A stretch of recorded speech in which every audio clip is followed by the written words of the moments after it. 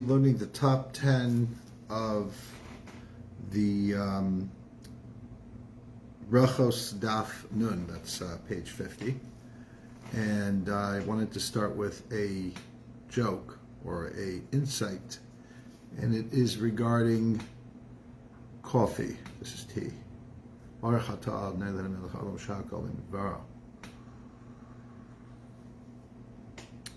That's because it's January in New York and everyone has COVID. So l'chaim. We all need a lot of tea, even in the evening. But the joke is not really about tea, it's about coffee. Why is it that in the morning, when you see somebody holding a cup of Starbucks on the street, you're jealous, but when you listen to somebody in a shiur slurping their coffee is disgusting? Stay tuned for the answer. I'll tell you what it is.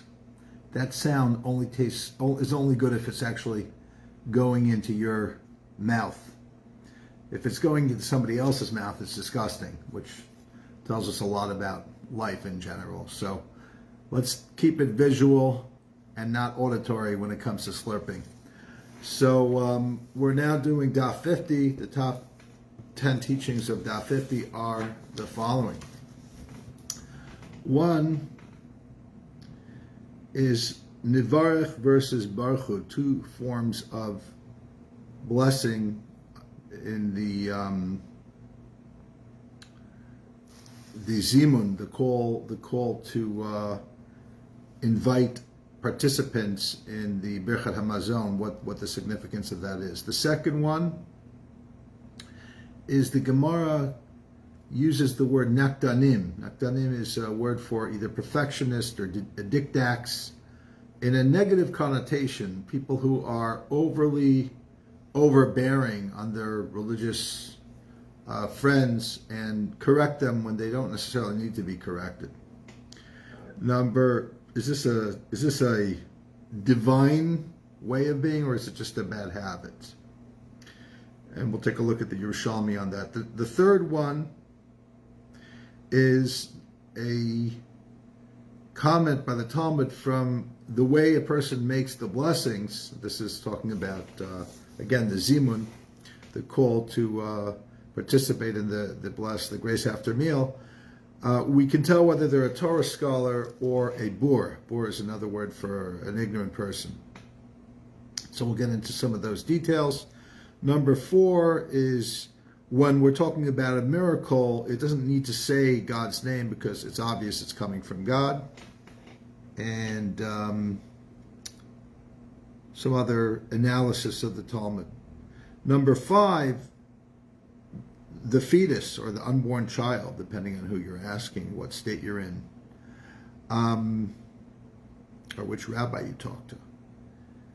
The praise of the unborn child at the splitting of the sea, why it's so important in understanding a verse of the Torah as presented in this Talmudic page. The 6th one is the eating at the home of the Reish Galuta. The Reish Galuta was the exilarch. He was like the most powerful political person in the Jewish community. A story that the Talmud tells about what people did to not have to participate in the communal Birchat Hamazon, grace after meals, that was too loud and too noisy to focus on what was going on, and how that applies to attending a wedding and whether or not you have to stay for the Birchat Hamazon, the Shavuot Brachos at the end of the wedding, and how Rav Moshe deals with that. Number 7 is a conversation about zimun with 3. What does that mean? What about when somebody already benches? How does that work with the zimun? And number 8 is the Bavli, and maybe some of the Yerushalmi, on what makes the connection to be obligated to be part of the same zimun. And number 9 is about wine. what they used to do to make wine better, which we wouldn't do today, or would we? And number 10 is about throwing food. So we now are going to go to the Talmud, take a nice look at what the Talmud is talking about. If you want to follow along, it's on Daf Nun. The Mishnah actually is at the end of 49b, and it says the following thing. If you have three people who are performing zimun, we're going to be using the word zimun all the time today. Zimun is the call to order to invite others to join in benching. So if you're going to do the zimun, so if it's three, you say nivarech, let us bless. Us, meaning it's a communal thing. If it's more than three, so then you say Brachot, the leader says, bless. And that's what we're going to first analyze. The Gemara says that according to the sage, the Amora Shmuel, we shouldn't exclude ourselves from the community, from the group. And even though it seems somewhat contrary to the Mishnah, he interprets the Mishnah to say, you can say Baruch Hu, bless, but it would be better if you said, let us bless, which in general, like a lot of religious people that I don't like, I like everyone, but the ones that are somewhat annoying is when they tell you, bless God. Meaning it's like they're commanding you. It's like they're giving you this like sense of like superiority, and you know they're telling you what to do. A better way to do it is including other people by saying let's do this together. Let's bless God. That's a much more. It's just such a. And by the way, it doesn't even have to do with religion. It could even be with like something at work. If you tell somebody who has to report to you what to do, and sometimes you have to do it, but if you say we have to do this, which by we I mean you, but you say we have to do this, meaning I'm here to do it with you. Of course, you'll do whatever part of it you're supposed to do. If saying we creates a lack of clarity, then you have to say what I mean by saying we is I'm going to oversee you doing the work. But the point is, language, if used effectively, helps people feel that they're participating to some degree as equals, even if they're not necessarily equal. And it's just a good communication tool, not just for religious reasons, but also for work and family and things like that. So that's the first statement. So then we come to a second statement. That's the first point. The Gemara proves how this is the case, and it's discussed whether it's equal to say bless or let us bless, or most of the authorities say it's superior to say let us bless because it's inclusive, and inclusivity is better than commanding, telling others what to do. Now the Gemara says, and I'm going to learn it the way the Rashi interprets it. Tanya nami hachit. Bein she'amar baruch bein she'amar nivarech ein tovs nosa al kach. Whether the person says it as a command, baruch hu, bless, or as an inclusive, let us bless, don't correct them. There's no need to like be didactic about how they do it. And the way Rashi learns that is we prefer that we be inclusive, but if the person isn't inclusive, we still don't correct them. And if you do, the ones who do correct, it's a funny word. V'hanakdanin tovsin oso al kach. The word nakdan, it's almost like a Yiddish word, like a nudnik. And what it means is someone who is, let's see how it's translated here. I believe the Art Scroll translates it differently in the Bavli versus the Yerushalmi, which is interesting.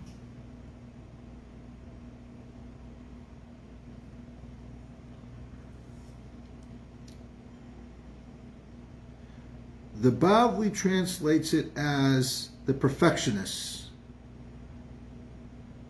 do jump on this. I've seen another translation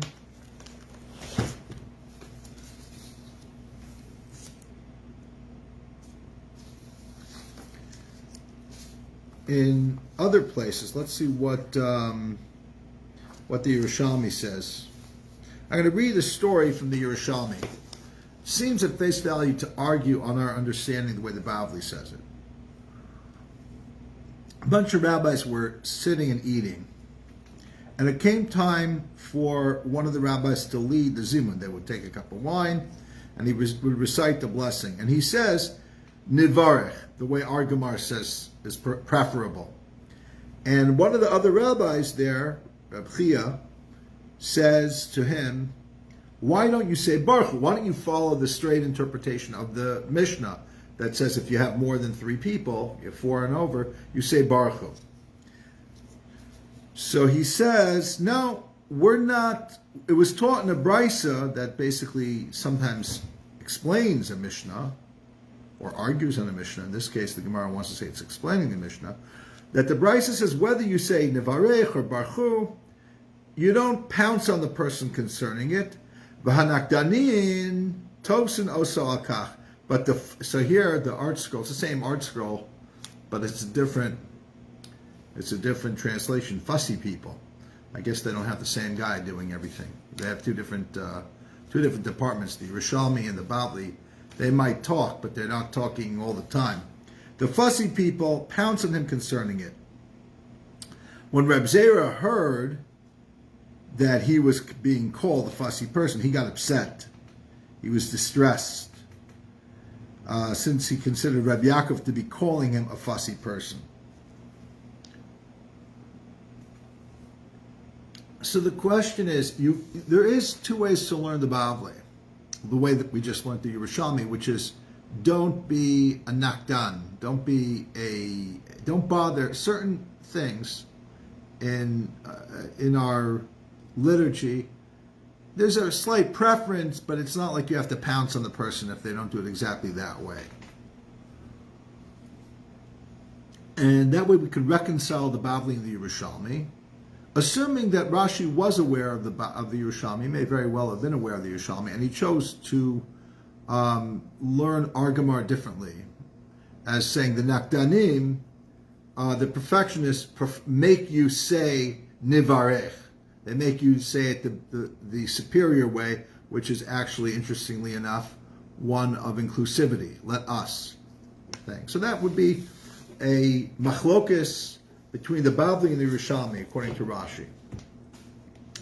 The bottom line is, how far did we go with this word nakdanim? So those who are learning Daf Yomi, we've been learning Megillah. And Megillah is the section that talks about a lot of the synagogue rituals.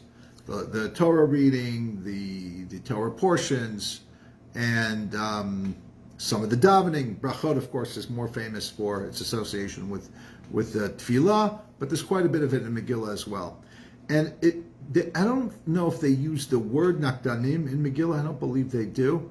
I don't remember it, not that I know every word, but I don't believe they use the word nakdanim, but they do say the expression not to correct people if they do, like, or certain stories where the community wanted to correct a rabbi who was saying something differently than they would say it, and their local rabbi said, no, that's okay, don't correct them. That's the way they say it in their community, meaning there was already different minhagim, different ways of saying the same prayer, different variations of it. And the question is, obviously when you come into community, if you're aware of how they do it, if you're leading, you should do it the way of the minhag hamakom. But if you didn't know, you get called to make an aliyah and you make a Sephardic.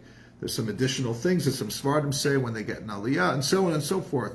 Different ways of doing these things. The question is, do you jump on the person or you let them do it? And the answer is, it depends. It depends on the situation. But you don't necessarily always jump on a person. There's plenty of religious people and rabbis that I know that are eager to correct other people, and often they're not necessarily correct in their correction. Meaning that might be one way. They might be correct, that there is a way of doing it that they're trying to get you to do, but that may not be the way you do it or the way other people do it. And their kind of insistence of it being their way is now sometimes it might be for communal purposes if it's in a communal service, but often it's done just about the way you're doing something in the privacy of your home, and they're there and they correct you when their correction isn't actually really the necessarily correct way. It's one of the ways. So that's just a shout out for people who know Shulchan Aruch but don't know enough of various customs. It's very easy. One of the things when I teach young rabbinical students is there are a lot of customs, and before you run around telling people what you know to do and correcting them, become a little bit aware of various customs. The easy ones are the Sephardic customs. Within the Sephardic community, there's a variety of different customs as well, as there is in the Ashkenaz community. It's not that any one person can really be a repository of all Jewish customs, because there's too many. So what we need is humility when approaching other people who may come from a different community. One other thing is that the Kalbach Shul, one of the beautiful things is that I wish I could bring it back a little bit. When people would come here, often without a formal yeshiva background, and let's say they would wash their hands for hamotzi, and they didn't know any better, and they would carry on a conversation they were having before, nobody would say shh. Now you might say, why don't you say shh? Why don't you teach them not to talk? Well, the answer is that they'll catch on. Maybe this one time, the person who they're talking to will be reluctant to answer, or they'll see, that everyone else is being quiet and they're just singing, and that shushing that almost every community does gives a sense of negativity to the person receiving it. So this is just a lesson that we should be more sensitive. The fact that the Gemara is using the word nakdanim in a negative way means don't be a nakdan. Don't always look to put other people down to feel superior. The good religious Jews are not trying to always make other people feel like they're doing things wrong. They're educating and they're teaching, and sometimes they are correcting, but it's done in a spirit of love and inclusivity. Okay, so that's number 2. Number 3 is from one's blessing we learn if the person is a Torah scholar. And it's particularly the blessing of the Zimun that we're talking about, the call to the order of the Grace After Meals, that the leader of the Grace After Meals invites everybody to participate in the benching. The particulars of that are the following.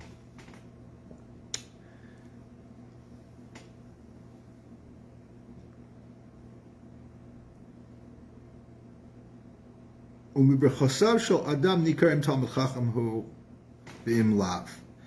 the way the person says words within the prayer, within the blessings, we recognize if they're a scholar or not. Ketzad, for example,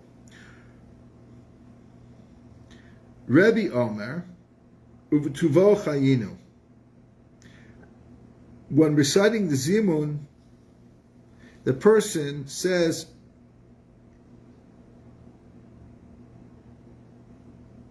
"Blessed is he who we have eaten and through whose goodness we live." Which, by the way, I think that's said in the response. Not by the person calling to order, but those responding to him. There's a discussion of whether the person calling the Zimun should also say it or not. But Lamaisa, I'm pretty sure it's by and large just said by those responding. That's a scholar. But Umituvo, and from whose goodness we live, that's a bar. That's an ignorant person.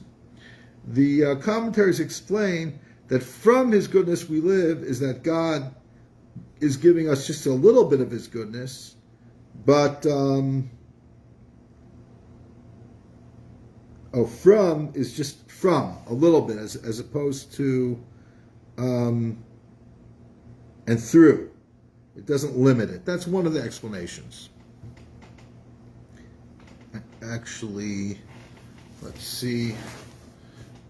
Then, before I get a little bit more into the details of these various explanations, the Talmud asks a question on that and says, we do find, and from your blessing, may the house of your servant be blessed forever, in the context of King David asking God to be blessed from. So what is wrong with the word from?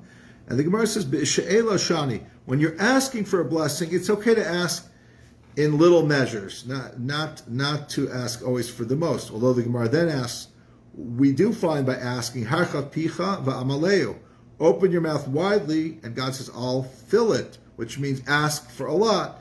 And the Gemara has an interesting answer. Ahu b'divrei Torah ksiv. That's when it regards spiritual things like Torah. The implication would be that when it comes to physical things, we should limit our, don't ask for $1 billion. Ask for 1,000 or whatever it is. Now, I think one of the chidushim of the Baal Shem Tov is not to take this Gemara too literally. And he says, when you ask, even when it comes to physical things, ask big. That was one of the chidushim of the Baal Shem Tov.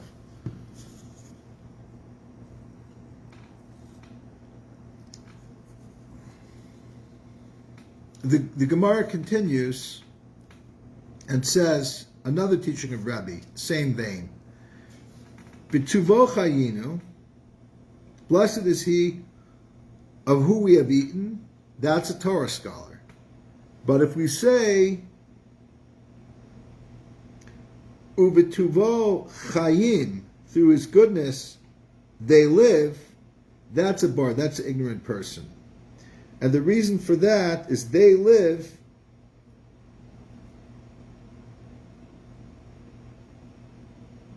it's very vague. It's like it's like the whole world, as opposed to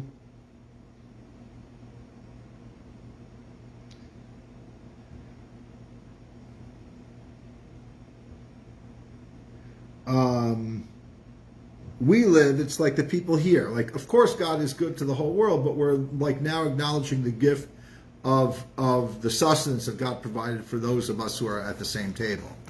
So, again, it's not like one is good or bad, because they're both good. It's just a question of context. Like, it doesn't say, and somebody who says this didn't fulfill his obligations, just they're not doing it in the most proper way.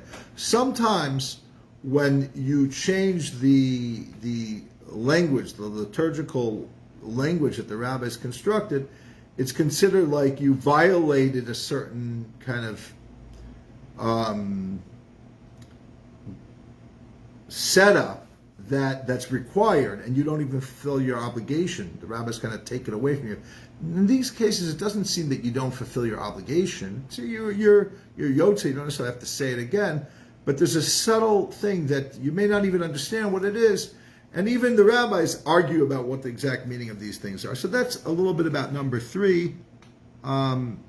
There's a lot on that, but honestly, I'll just say the Gemara is saying when the rabbis came up with the wording, it's important. There's subtle meaning, and it has to do with context. The Gemara asks a variety of questions and shows that in other contexts, it's okay to say the things that are not okay here, because it's all about context. Well, that's number 3. Number 4 is, in this conversation, one of the things the Gemara says is that if you say, Rabbi Yochanan says this, if you say, let us bless he of who we have eaten, that's a scholar. But if you say, Lemi shachal, to the one of who we have eaten, that's an ignorant person. And then the Gemara questions that. A rabbi asked Rabbi Yochanan, but don't we read in the Haggadah, Lemi she'asa lavosenu velanu, to the one, Lemi, the same word that we're saying implies that you'd be ignorant if you said it in the Zimun, is part of the Haggadah, to the one who made our forefathers, Beres, have these miracles, and yet that's fine there. So the Gemara says, the answer is that there it's Muchach HaNosa, it's obvious that it's talking about God, because who else does miracles if not the Holy One, blessed be He? which is interesting because sometimes a miracle happens and certain people say, well, that was a miracle. Who did it? I don't know. They refuse to entertain the possibility that the source of a miracle is God. The natural response, and which is why miracles play a certain role in faith, is that people believe in God through the miracle. The Meir Shiloach points out that that's the way regular people are, but it would be a higher level if we didn't need a miracle to believe in God. We just would see nature doing its things with predictability and regularity, and we know that nature is no different than a miracle. It's all coming from God. But nevertheless, most people are not that level, so it's got to say more clearly it's from God. Unless it's a miracle, then we know it's implied clearly, then of course it's from God. That's just the level. The Gemara is not yet realizing the level that the Ishbitzer is asking of us. And the Ishbitzer is well aware of that. That's number 4. Number 5 is about the pregnant women in their place in the Shirat Hayam. Let's learn that inside. The Gemara says there's a debate in the Mishnah about if you have a bigger group. We know that if you have 9 versus 10, once you hit 10 people doing the Birchat Hamazon together, you say Elokeinu. Baruch Elokeinu Shachan B'Shalom. Blessed is God who we have eaten from his things, So we don't say Elokeinu when we have 9. But the Mishnah goes on to say that depending on the amount of people, if you have 100 people, or 1,000 people, or 10,000 people, you upgrade the elements of the blessing, which is ultimately not what we do. That is the opinion of Rabbi Yossi Haglili, who says we tweak the blessings according to the size of the assembly, and the proof text that he uses is a verse in Tehillim, in the 68th chapter of Tehillim, verse 27. It says, "Makelot bachu Elokim in Makar Yisrael." In assemblies, bless God, our Lord, from the source of Israel. And he deducts from that based on the size of the assembly, that's the wording, the level that should go into the particularities of how we would call Zimun in effect together. And it's a beautiful Mishnah. Again, it's not the halacha, but even reading it is powerful, where it's like one of them is Nivarech LaHashem Elokeinu Elokei Yisrael Elokei Tzvaot Yoshev HaKruvim Ala Mazon Shachan. Let us bless God, the Lord of hosts, who dwells by the Keruvim. And another one is Baruch Hashem Elokeinu Elokei Yisrael Elokei Tzvaot Yoshev HaKruvim Ala Mazon Shachan. Blessed is Hashem, our God, the God of Israel, the Lord of hosts, who dwells by the Keruvim for the food that we have eaten. So it's like very powerful to have, the idea that we have a bigger group, we have 1,000 people, we have 10,000 people, we upgrade the blessing. That's not who we follow Rabbi Akiva. So Rabbi Akiva has to present an alternative explanation, a plausible explanation for that verse that was quoted from Psalms 68, verse 27, chapter 68, of assemblies bless God from the source of Israel. And he says the following. He says that verse can be interpreted to mean that within the womb of the mothers who experienced the splitting of the sea that we read about in Parshas Beshalach, happens to be this week is Parshas Beshalach, those unborn children in their mother's womb praised God from the womb. And it's an obvious question. The obvious question is, one rabbi is using the verse to come up with a very concrete halacha, a halachic distinction in terms of how we make blessings. The other rabbi, Rabbi Akiva, is coming up with a very midrashic understanding. And there are other times that the Talmud analyzes that same verse, and they need to somehow have they need to come out with this thing that Rabbi Akiva says, that the unborn children, the fetuses in their mother's womb, sang praise after the splitting of the sea. Even Rabbi Yossi Haglili has to use some part of that verse to agree with Rabbi Akiva to say, yes, mimakar, from the word makar, that we can derive from that means source within the mother's womb, which is a source for an unborn child, they praise God. So it's like, this is a halacha and agadata fused into one. It means there's a great significance here. So for those who have learned the Torah Or on Parshas B'Shalach, it's a very easy answer, which is the following. Why is this insistence in proving that the unborn children sang at the Song of the Sea? Because that gets to the root of what is experiencing the Song of the Sea. It's actually being resubmerged into the umbilical cord pre birth, because in Kabbalah, as brought down in Torah Or, the Alter Rebbe of Chabad, the Kriyas Yamsuf represents the Alma Diskasi, the hidden world, which is associated with Sovav Kol Alman, the transcendent world, which is like the ocean, like being in the ocean. It's submerged. You're submerged within the water. What is a unborn child? It's submerged within the mother. That's why there's a whole debate about the nature of life before birth.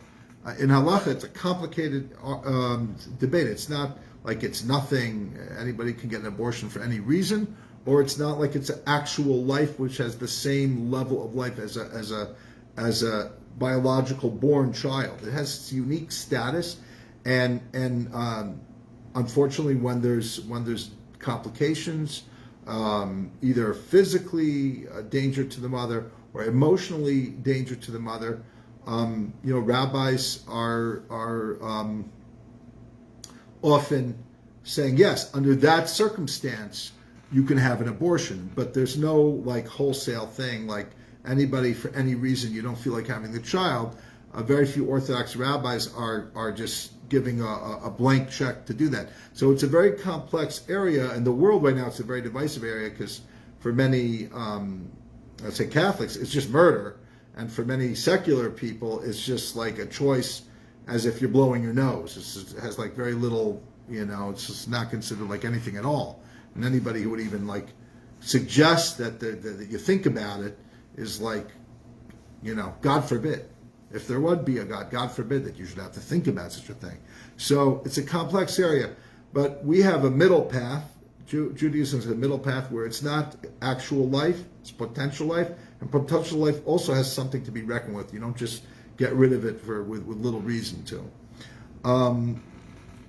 So that is number 5. Number 6 is a story about eating at the exilarch's home. Ravina and Rav Chama, they were visiting the household of the Reish Galuta. The Reish Galuta is the Reus Galuta, is the temporal political power structure within the Jewish world of that time. They would often host the rabbis. The rabbis had some degree of respect that they had garnered. And the Reish Galuta were often scholars themselves. They weren't necessarily the greatest scholar. Later on, or under certain circumstances, you had a Reish Galuta who could have been also a great scholar, but more often than not, they were just somewhat scholarly, but mostly just politically the leaders. So in that context, these rabbis were sitting as guests in that home. They would have mansions with maybe even hundreds of people, too many people to be able to hear each other. So that when it would come time for the Reish Galuta to actually lead the Grace After Meals, you couldn't hear him, or you couldn't hear whoever he designated to lead it. You couldn't hear him. There were too many people in the room. So these rabbis had a little breakaway group of 3 of them, and they did their own zimun. They did their own mini benching. Now we know that if you have a minyan, you shouldn't do 3. You should do 10 men to be able to say Elokeinu. So they were challenged, like, either you should wait, and they said, well, we don't want to wait because we can't hear. And then then they listened. Now everybody has a siddur, everybody has a Zemiris book. Back then they didn't have printing press, so a lot of things in the Talmud were just different because times, this is 1800 years ago, it's just very different than it is today. So they didn't have the prayer book. They would hear somebody reciting the whole Brachot Hamazon out loud. They would listen, they would say Amen, and that's how they'd fulfill their obligations. They said, we can't hear. So they said, okay, so fine, you can't hear. So, but why not use 10 people? They said, because if we use 10 people, that makes a commotion. The Reish Galuta will see something going on. He'll say, what are you guys doing? Say, oh, well, we're benching because we can't hear. Like, what are you guys? This is my home. You're insulting me. So the Gemara, the commentary said there are two reasons to understand of why they theoretically should join the Reish Galuta, but at the very least, since they can't, they should break away in a respectful way that he doesn't notice. The reason why you should join, if you could, is there's a concept of Rov Am Hadras Melech. The glory of the king is in the multitude. It's group energy. It's the thing that's missing right now because of COVID. We're all sick. Everybody's getting COVID. So many people in my life have just all over the place getting COVID. But at the same time, we're really missing that sense of community. We're really missing that sense of just being able to come together. And that's one of the reasons that some communities are lax in watching out for COVID is simply because they feel the need to just join together. There's so many benefits, health benefits, of the happiness of joining together. Of course, there's also health benefits of staying away from COVID. So you have to weigh out the health benefits. We need to have some honest conversations about this, which is what are the give and take about, could you literally seclude yourself for 10 years? And the answer is, it depends on your situation. And you could create a pod and so on. And everybody's trying to create their own situation. But that's the power of community. So that's Robam Hadras Melech. The more, and if it comes to a synagogue, there's two aspects of a synagogue. One is community. The second one is worship. And they go together. The more community you have, the greater the group energy of the worship, of the singing, of the benching would be. That's one explanation. The second explanation is much more simple. Any head of the household, anybody needs to be respected. But in the capacity of the head of the household, or the host, I should say, it's not just a household. It's a home that the head of the home is entertaining all these people. You got to give the person a modicum of respect. So by you creating a breakaway zimmer that he's going to recognize is disrespectful. And the truth is, both reasons are correct. And I noticed, like Ramosha Feinstein would sometimes be in the presence of a lesser rabbi. Almost every rabbi was lesser in terms of knowledge than Ramosha. But at those circumstances, when he was visiting some other shul, or he was somewhere where there was another rabbi who would give a Dvar Torah between Mincha and Ma'ariv. So what I noticed is a lot of very religious Jews, when a rabbi is giving a Dvar Torah, they secretly, or not so secretly, open up the Talmud, and they're studying whatever they're studying while the rabbi is giving the sermon. Rav Moshe never did that. Rav Moshe always made sure that he didn't open up his sefer and look at his sefer. He listened and respected the rabbi. No matter that Rav Moshe knew 1,000 times more than them, it didn't matter. You have to respect the rabbi. So that's just basic common sense, but a lot of people don't have common sense. They're so into learning that they don't have that level of respect. And we say Gedola Kavod Abrios, the honoring people is so great that it even pushes away certain negative prohibitions. So that's the other reason why we have to respect the Exelach. We have to respect anybody, and even the Exelach. Just because somebody is a big shot doesn't mean they also don't need to be respected. They need as much respect or more than anyone else. Okay, so that's a little bit about the Exelach. Now that we mentioned Rav Moshe, let's go a little bit further with Rav Moshe, how he takes this case and answers a very difficult situation that a lot of us find ourselves in. The other day I was at a wedding.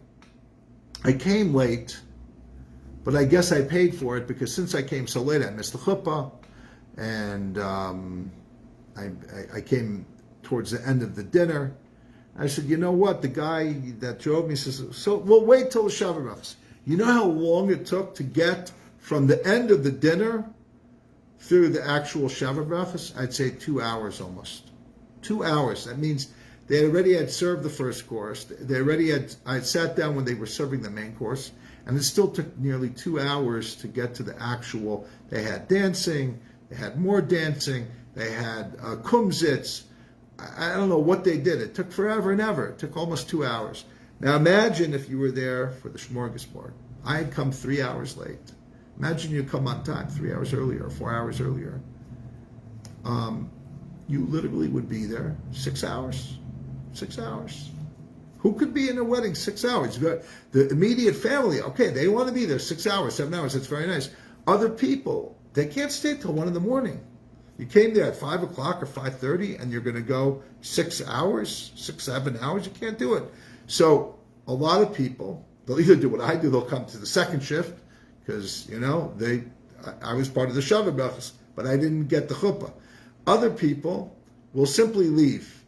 What is right? Stay till 2 a.m? What are you at work tomorrow? You have meetings, you're a doctor. You have a surgery to perform, you're going to be tired. So Moshe says you're allowed to leave, but you have in mind when you wash that you're not going to stay for the whole thing. And he learns out partially from this story of the Reish Galuta, is that these people knew what was happening, and they chose not to stay to the end because they had their reason. Their reason is they couldn't hear properly. Between you and me, they probably could have, there were scholars, they probably knew it by heart, and they didn't want it, but they didn't want to do it like that because that wasn't the way they liked to do things. So they conscientiously made a decision when they washed, according to Moshe, even though we don't see that in the text. He reads it into it from here and other sources. So that's what we should do. And then you might say, well, it's a big mitzvah to partake in the Seudah, the festive meal of the Chas and Kala. If I have in mind that I'm not staying for the Shavuot, or I may not stay for the Shavuot and the benching, am I even really participating? And the answer is yes. You could say I'm participating in the meal of the Seudas mitzvah. It's a mitzvah meal, but I'm not necessarily going to be able to stay. As long as you have that in mind, you are good. So that is Rav Moshe. That's number 6. Number 7 is a little bit more details about Zimun in the bottom of Daf Nun. The Gemara quotes the Mishnah says, "Shlosha she'achlu ka'achas ein rishoyim l'chalek." 3 people who ate bread together cannot separate before joining in the Zimun together.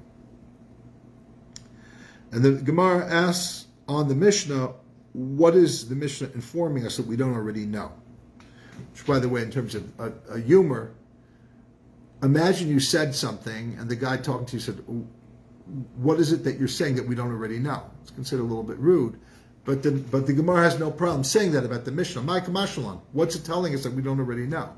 So there's a certain kind of sharpness that the Gemara, that, by the way, if somebody uses the Gemara's expression to talk to their wife, they'll get a slap in the face. Because it's not always the most respectful way. But it's a way of analyzing something and asking a valid question because they want to learn. So what is it that we're learning here that we don't already know? Because there was an earlier mission that I already taught, 3 people who ate together have an obligation to join in Zimun. So it's saying it maybe a little more that it's saying it in the negative, that you can't separate. There it says you join. But obviously if you join, that means you're obligated to do a mitzvah, so don't separate. Although you could say that it's reiterating it in a stronger way to tell you it's not just that you can and should, but you're not allowed to break the 3. But the Gemara doesn't answer that. The Gemara says the answer is as follows. And there's 2 answers. One is that even if 3 people sat down with the intention of eating, but they didn't eat yet, either they didn't eat at all, or they didn't eat the shir achila, they didn't eat the halachic amount of significance. Once they sat down with intention to eat, that sitting down either to eat or just by eating a little bit, that binds them already. Without having, they're not even obligated technically to bench yet. So that's a chiddush. That's something new. I wouldn't have known that from the earlier Mishnah. Or, alternatively, Lishnachrin, another version, another answer, is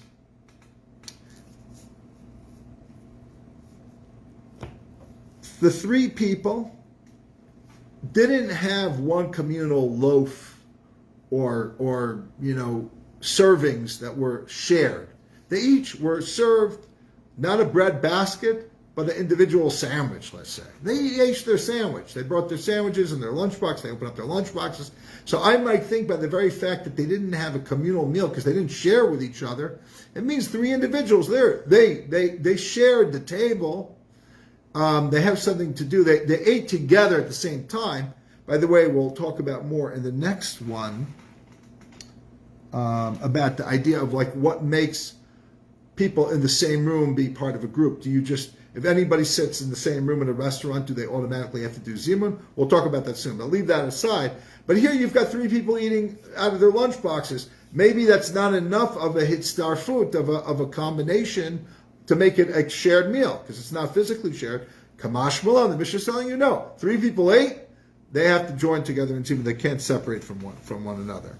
Or a third answer is, of course, you know how we are in halacha. We're going to take each one of the answers, and even though really it's one answer should be sufficient, we're going to take all three answers and make it all part of the law. You have to do all of these things. So the third answer is even three people who had already been part of three separate groups. They sat and ate in a group. They were obligated theoretically to be part of the zimun of that group, but they didn't, for whatever reason, they ran out. And now they find themselves sitting in a new group. But all three of them have that thing in common, that they already had an obligation to be part of a group from before. They still have to join together. Like it kind of connects them, and I guess they're continuing their meal, because if they don't continue, I don't know what it would be that connects them. They still can't be separated.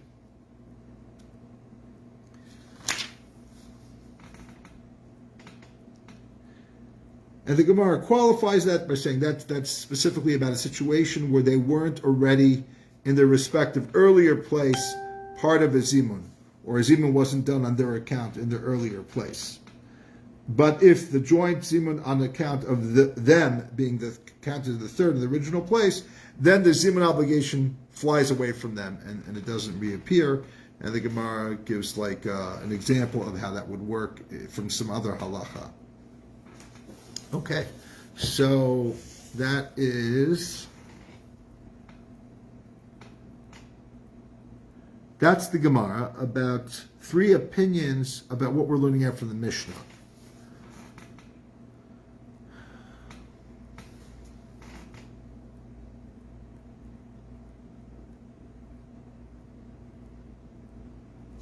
Let's take a look at that.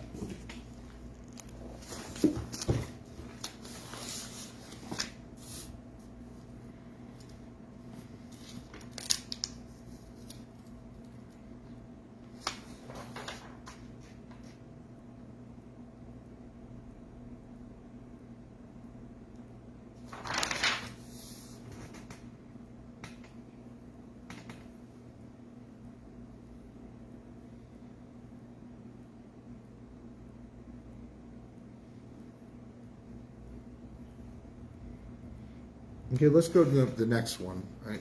We'll resolve some potential issues here with the next one. The next one, number 8, is I mentioned before. If you're sitting in a restaurant, number 8 is the what makes the connection to obligate you to be joined together to do the zimun together. If you're sitting in a restaurant, and there's other people sitting there, you don't even know them, or maybe you've met them once, but you're not like there to be part of their group for dinner. But you're in the same restaurant, and you are relatively like finishing up as they're finishing up. Are you obligated to say, well, we're in the same room, we both just are kind of finishing our dinner, let's join in the zimun? And the answer is no. And because you don't know them, or you hardly know them, and you didn't join them, you're not sitting at the same table as them, and you're not there as the same group. You didn't come in together. You didn't plan on being there.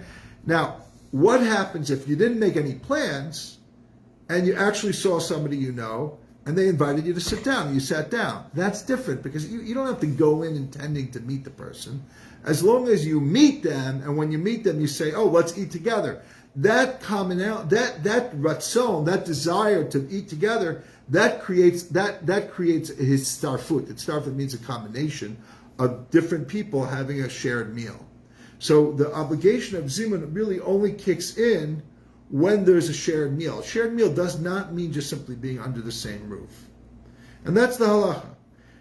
But the Gemara states the following. We'll start with the Mishnah. And we'll see how the Yerushalmi says something a little bit different than the Bavli. It's the bottom of Daf Nun. The Gemara, of course, goes on to Nun Amid Beis as well. 3 people who ate together shouldn't separate. 6 can divide into 2 groups of 3.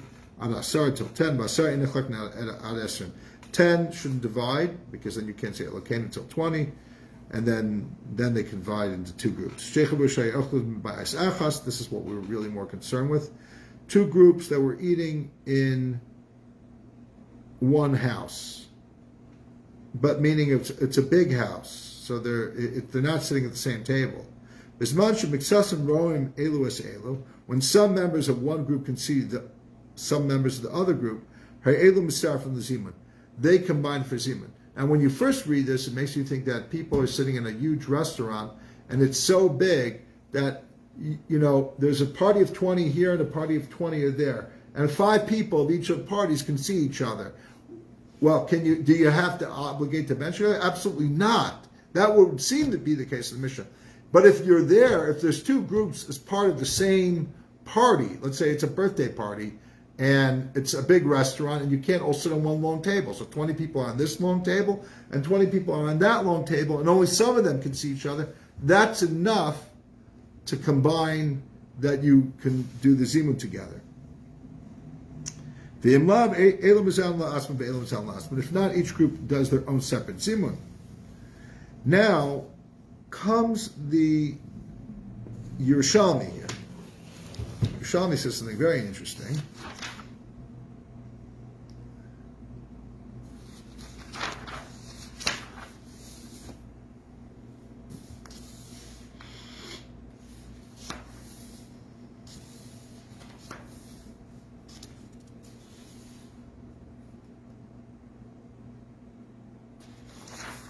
But the Mishnayos are smaller here. The same Mishnayos, they're just divided more. So here the Gemara says the following. Commentary on the Mishnah. Same Mishnah, the second part of the part of the Mishnah that we're interested in, about the 2 tables. Not only that, Rabbi Yonah says, the name of Rabbi Zera, it could even be that there's 2 separate homes. Like the restaurant is not big enough for them. So there's example, if you go to Izzy's Smokehouse in Crown Heights, there's 2 separate entrances to 2 separate dining rooms that don't have a shared anything. They're side by side, but the kitchen is in one. And if you're in the overflow room, they're just going to bring the food out, go into the street, open the door and serve you. What if you're at a party that's so big, each of those spaces only hold, let's say, 30 people. So there's 30 people in one room, 30 people in the other room, but you don't see each other. But you hear each other. Or you have one waiter, which they do have there. It's one waiter. So he says, even in that case, if the 2 groups are in 2 homes, that you need to see each other to combine for zimun. So if there's some way that they could see each other, if there's a window, or some people are sticking out, or something like that, or there's a waiter, a shared waiter, then you could possibly combine for a zimun. So the Yerushalmi is more liberal of who can combine than the Bavli. But the Yerushalmi is also more stricter with it, which most people understand that the Bavli agrees with the Yerushalmi. The Shulchan Aruch agrees with the Yerushalmi because it's just earlier in the Bavli. It's just not appearing right here. As long as when they came in, they understood that the two groups were really one larger group, that they were joined together for Zimun. And then the Gemara discusses about the home of the Nasi that was so big and not everyone could see each other. So is that one home or two homes? The difference is, if it's considered like two homes, you have to intend to bench together, and the Gemara explores different breakdowns, that there would be a spokesperson station in the doorway that could combine the two sides of the hall, that everyone could be combined because of that person. So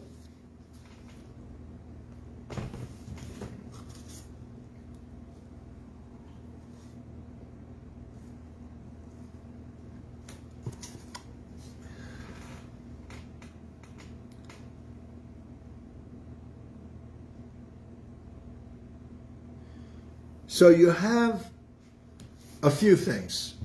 You have the idea that if the groups are really physically separate, there needs to be something that combines them from the get-go, before you even start, that consider you, the intention to bench together combines you for that, even though you're in a massive place and you can't really hardly all see each other.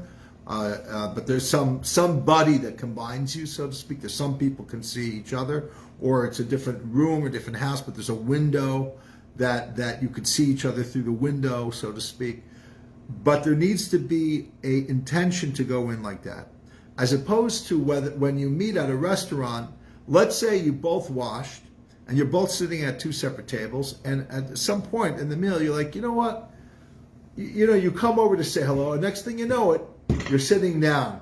You say, do you mind? No, stay. Have the waiter bring your main course here. According to most of the halachic authorities, as long as at some point you join in, then, even if it's towards the end, you could still merge. You couldn't do that by saying, in the middle of your meal in a separate home, saying, by the way, our neighbors are about to bench. Why don't we send over a messenger that let's bench together? Wouldn't that be cool? Well, that doesn't really work, because you ate your meal, they ate their meal, and now because there's a window, all of a sudden, and you wake up now that would be cool. That doesn't work.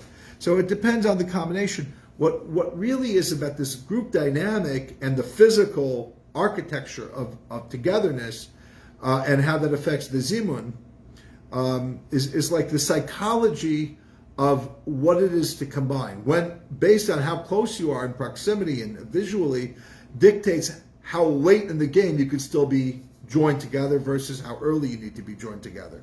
So that's about number 8, Bavli and the Yerushalmi, on making the hischayvus, the obligation to do the zimun together, and how far that goes with these kind of divided spaces. Number 9 is about wine. What makes it good then versus now?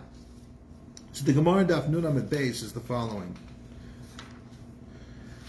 About 14 lines to the top. Tana Rabbanan, the rabbis taught, Yayin ad shelo nasan l'selcho mayim. Wine, before one's put water into it, because they used to have very strong wine. Probably their wine wasn't so good. Like most of Jewish history, the wine was terrible. And it was strong and maybe hard to just swallow. So they would do something that's coming back in vogue now. Now people put fruits and seltzer in wine. Depending if it's a red, you put in a regular flavored seltzer, unflavored seltzer with certain fruits. If it's a white wine, you put in a flavored seltzer, a peach flavor, and you put in pineapple, whatever it is. You put in some fruits, and boom, you've got this fantastic summer drink. Now we're drinking tea, but for the summer. So they used to do something like that. They would have a wine cooler. They'd add water. Their water probably didn't taste good. Their wine didn't taste good. They put them together. It made it really nice. It was called Meziga Sakos. There was an art. It was a skill to get the right amount of water and to mix it properly. Today it seems like it doesn't make sense, but it made sense in their day and age with the wine they had and or potentially the way they used to drink wine. Maybe they didn't want to get drunk. So before you've prepared it by mixing the water in, you shouldn't make a bar piagafen, the Brisa says. You should still make a ha'etz on it. And it's not really like, you don't have to give it the same respect that you would give wine. Once you've put the water in, then you make the hagafen, and so on. The sages argue, that's the opinion of Rabbi Eliezer, the sages argue and say even before you've added the water, you still say bar piagafen.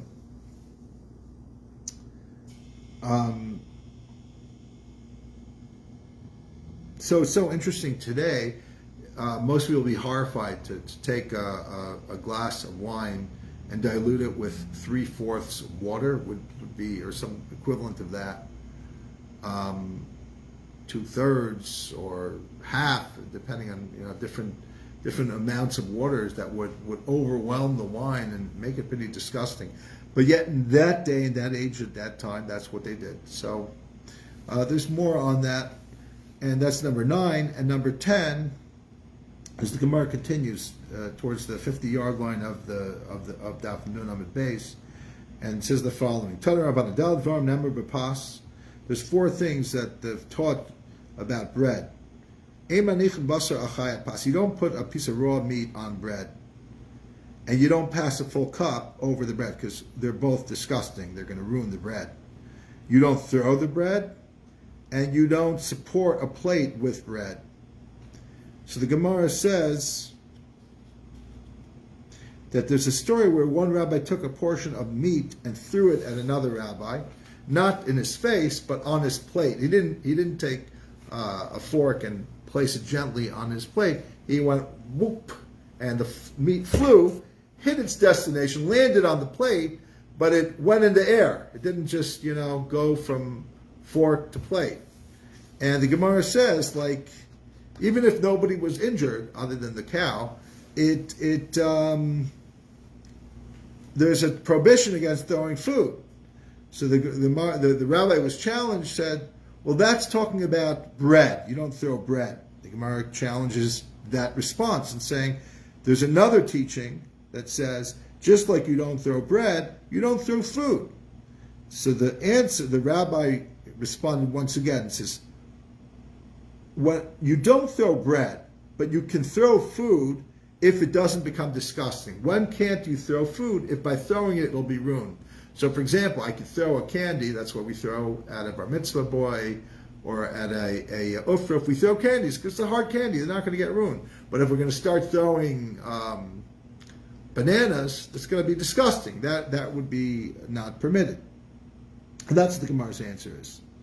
So, the bottom line is that when it comes to food, there's halachot of what you can throw and what you can't throw, and a lot of it is common sense, and we should use that. Thank you for listening.